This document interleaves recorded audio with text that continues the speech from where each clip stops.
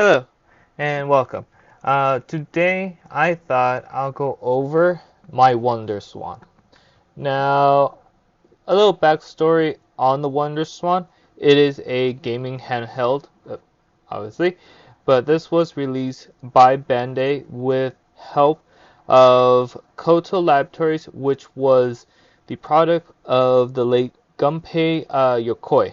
Now, if you're not familiar with Gunpei Yokoi, he's pretty much responsible for a lot of early Nintendo handhelds, or a lot of Nintendo products. One of them being the D-pad Nintendo has, not this D-pad, but the one found on the NES or the one found on the Game Boy. Now, this was being developed before his death in 1997, and released in 1999. This was part of the sixth generation of gaming consoles, and the WonderSwan had three types. This one, which is the original one, it had the WonderSwan Color and the WonderSwan Crystal. Um, the Crystal and the Color are similar to each other. This one has a little bit of difference. I don't know if you can see, sound is right here, start is right here, but power on both the Color and on the Crystal is a button right next to it, while this one has the power button on its side. Um, the WonderSwan, all three of them, all the models, were never released outside of Japan. Mine is a import from Japan, and really never took off compared to some other handheld consoles of its time. The main competitor would be the Game Boy and the Game Boy Color. It is the one key feature of the WonderSwan that uh, um, is unique to it is that it has two D-pads for its time. And the reason why it could do that, it can do something similar to the Atari Lynx, where you could put it this way and play games like this. Some games took advantage of that, some games didn't. Supposedly this is 16-bit, however, the original model is in black and white, and a lot of the games didn't take advantage of those extra bits. So all of them were pretty much like the Game Boy version. Some games did took advantage, some games did not.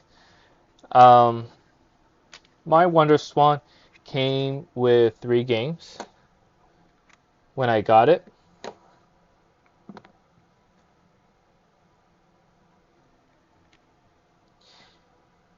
And I have sort of tried these games, however, to very little success. Also, some technical aspects of the WonderSwan. All models can run on a single AA battery, which for the original model it is 40 hours. For the Color it is 20, and for the Crystal is 15 hours. Again, I only have the original one, and the resolution for the WonderSwan is 224 pixels by 144 pixels. Putting in the battery is a bit weird. Usually you'll have a dust cover for the battery, put in the battery there, and then close the dust cover. However, the battery cover for the WonderSwan is kind of necessary for it. You take it off by hitting the little control panel right there, and you put the battery in this cover. And if you lose this cover, you cannot get the WonderSwan to work. You can buy replacements, you can buy reproductions of the cover, but essentially it's right there. You turn it on, and it's on. If you don't have a game in, no boot screen will come up.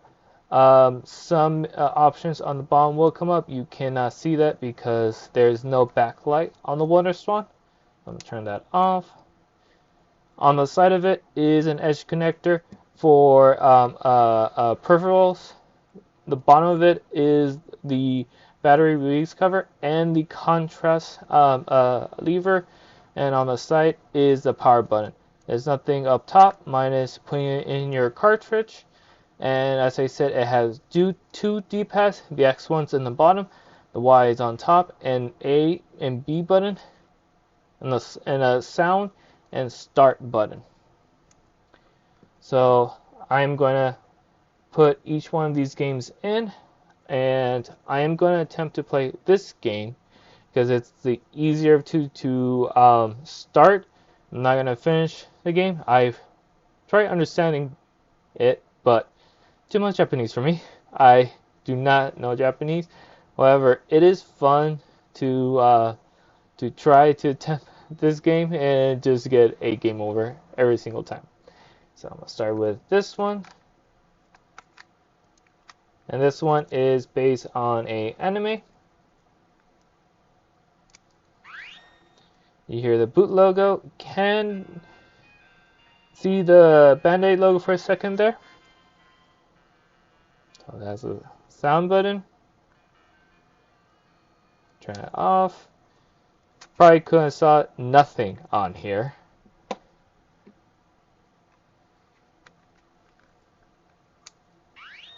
And this is the Digimon one.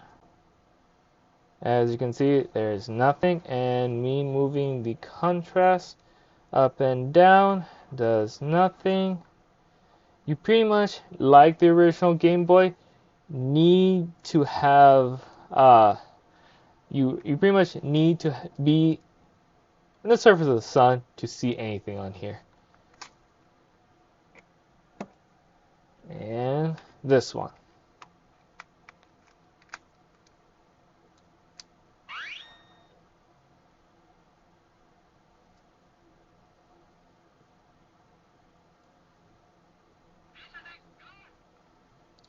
Now, I could attempt to play it on here, or, hear me out, I'm going to put the WonderSwan right here. I'm going to get my Anbernic and play that WonderSwan on this handheld. Again, the WonderSwan was made by Bandai and Koto Laboratories. And let's go to the game. And this is the Bandai before they merged with Namco. Raise the volume a bit. Now, on my Anbernic, it has a D-pad and an analog stick here. Your analog stick pretty much maps to the Y, so it maps to here. And the D-pad maps to here. This is just the default what my Anbernic comes with. I'm pretty sure other systems is a bit different. So hit start. Game start. I'm going to just choose the first one.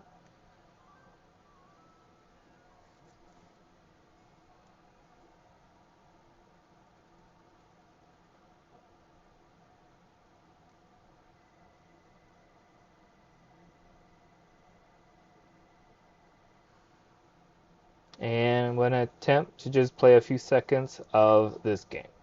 So I'm going to lower my brakes and start to raise my speed. And I'm moving. There is a horn in this game. To raise your speed is down, and to lower your speed is up. The brake, to lower the brake is B, and to raise the brake is A.